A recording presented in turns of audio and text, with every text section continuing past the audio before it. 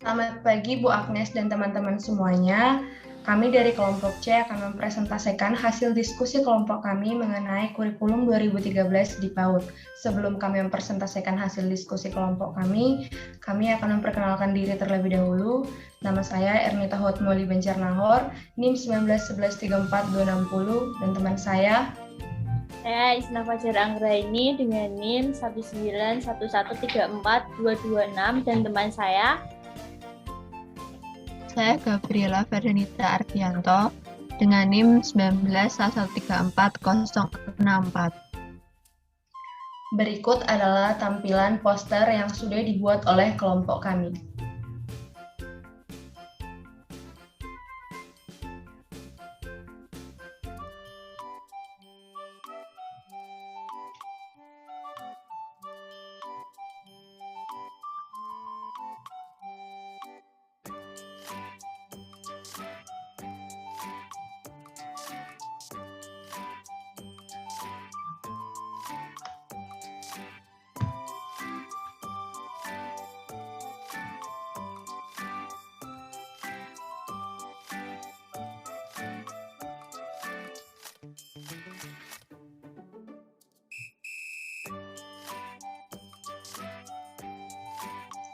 Kurikulum ke-13 di PAUD.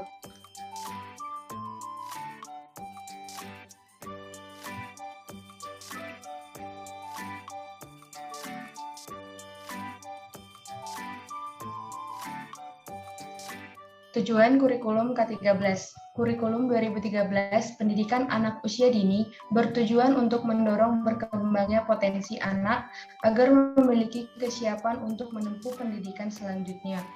Memaknai kesiapan menempuh pendidikan selanjutnya mencakup kemampuan-kemampuan yang diperlukan untuk menunjang keberhasilan anak dalam mengikuti pendidikan di jenjang yang lebih tinggi.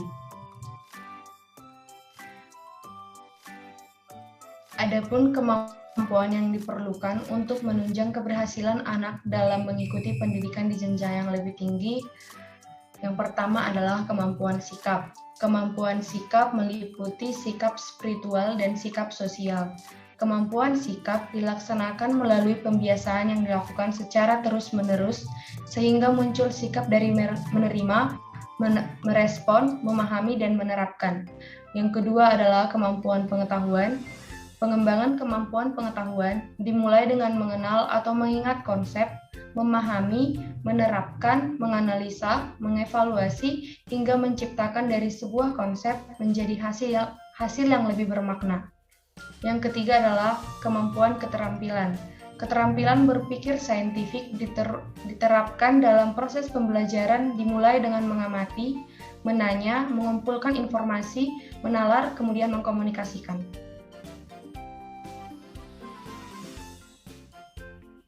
Yang selanjutnya adalah landasan pengembangan kurikulum 2013 pada PAUD. Landasannya ada 5. Yang pertama, landasan filosofis. Landasan filosofis adalah kurikulum yang dikembangkan dengan memperhatikan 1. Berakar pada budaya yang beragam. Yang kedua, peserta didik adalah pewaris budaya bangsa yang kreatif dan peduli. Yang ketiga, proses pendidikan memerlukan keteladanan, pengayoman yang dilakukan secara terus-menerus. Yang keempat, kegiatan pemeliharaan dilakukan melalui bermain. Kemudian, yang kedua adalah landasan sosiologis. Landasan sosiologis adalah kurikulum yang dituntut untuk 1. Sesuai dengan tuntutan atau harapan dan norma yang berlaku di masyarakat. Yang kedua, bersifat inklusif untuk membentuk sikap saling menghargai dan memperlakukan semua anak setara, bebas dari diskriminasi dalam bentuk apapun. Yang ketiga adalah landasan teoritis. Landasan teoritis ialah yang pertama, kurikulum 2013 pendidikan anak usia dini dikembangkan dengan mengacu pada teori pendidikan berbasis standar dan kurikulum berbasis kompetensi.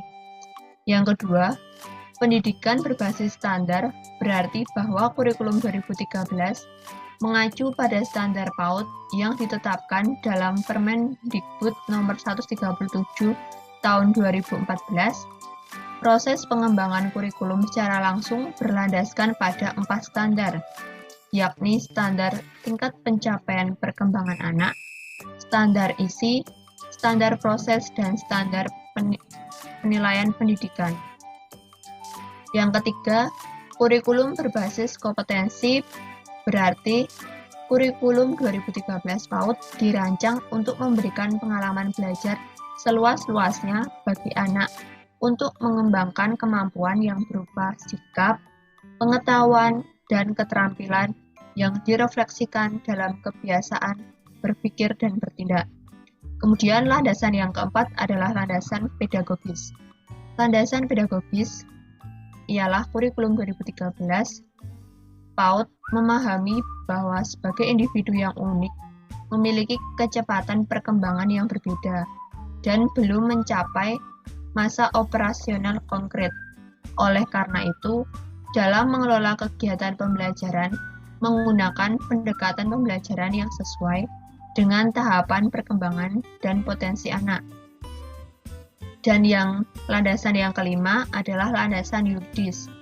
Landasan yuridis ialah kurikulum 2013 PAUD berdasar pada perundangan dan peraturan yang berlaku dan sesuai dengan kaidah-kaidah yang ada. Landasan yuridis yang digunakan dalam pengembangan kurikulum 2013 PAUD adalah sebagai berikut. Yang pertama, pembukaan UUD 1945. Yang kedua, pasal 31 Undang-Undang Dasar tahun 1945. Yang ketiga, Undang-Undang Sistem Pendidikan Nasional Nomor 20 Tahun 2003. Bagian ketujuh, Pendidikan Anak Usia Dini Pasal 28. Yang keempat, Undang-Undang Perlindungan Anak Nomor 23 Tahun 2002. Yang kelima, Peraturan Pemerintah Nomor 13 Tahun 2015 tentang perubahan kedua atas Peraturan Pemerintah Nomor 19 Tahun 2005 tentang Standar Nasional Pendidikan. Yang keenam, Perpres Nomor 60 Tahun 2013 tentang usia dini holistik integratif. Yang ketujuh, Peraturan Menteri Pendidikan dan Kebudayaan Nomor 137 Tahun 2014 tentang Standar Nasional Pendidikan Anak Usia Dini. Yang kedelapan, Peraturan Menteri Pendidikan dan Kebudayaan Nomor 146 Tahun 2014 tentang Kurikulum 2013 Pendidikan Anak Usia Dini. Yang kesembilan, Peraturan Menteri Pendidikan dan Kebudayaan Nomor 160 Tahun 2014 tentang pemberlakuan Kurikulum 2006 dan Kurikulum 2013. Kemudian yang ke-10, Peraturan Menteri Pendidikan dan Kebudayaan Nomor 84 Tahun 2014 tentang pendirian Satuan PAUD Kurikulum 2013 Pendidikan Anak Usia Dini.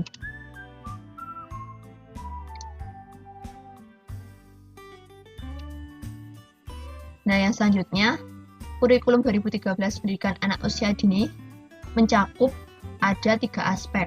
Aspek yang pertama, struktur kurikulum. Aspek yang kedua, proses pembelajaran dengan pendekatan saintifik. Dan aspek yang ketiga ialah penilaian yang bersifat autentik.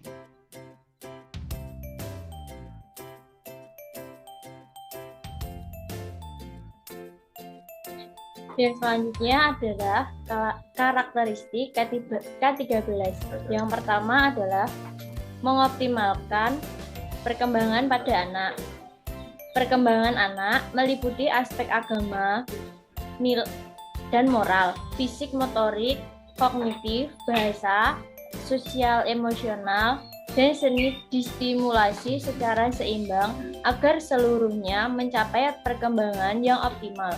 Perkembangan teroptimalkan bila kebutuhan anak terpenuhi secara utuh. Kurikulum harus mendukung terlaksananya layanan holistik integratif dengan memadukan layanan pendidikan, gizi, kesehatan, pengasuhan, perlindungan, dan kesejahteraan anak.